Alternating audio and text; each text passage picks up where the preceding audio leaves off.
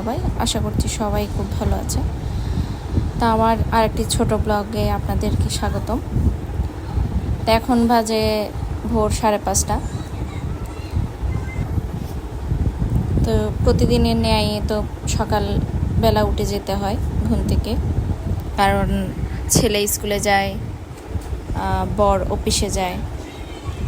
তো একটা ব্যস্তময় সকালের ব্লগ শেয়ার করছি।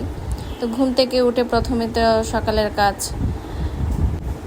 ঘর ঝাড় দেয়া, তারপর এখানে বর অফিসে যাবে সেজন্য ভাত রান্না করা, চা দেয়া।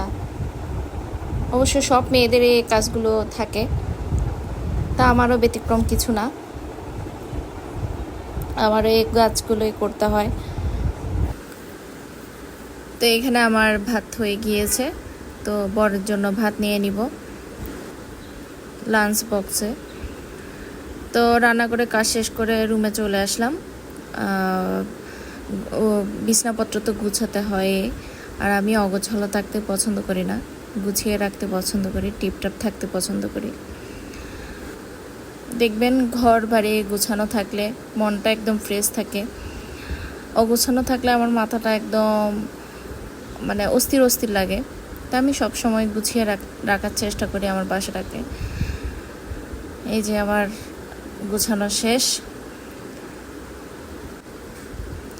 অনেকে বলে এটা তো ভাড়া বাসা, ভাড়া বাসাকে এত মোছার দরকার কি, এত পরিষ্কার রাখার দরকার কি?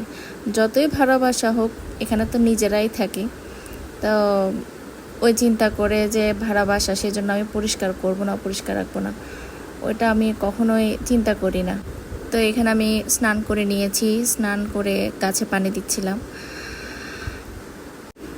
এটাও আমার প্রতিদিনের কাজ, গাছে পানি দেয়া। তো আমার এই ভিডিওটা আপনাদের কেমন লেগেছে জানাবেন, ভালো লাগলে লাইক কমেন্ট করবেন, পাশে থাকবেন।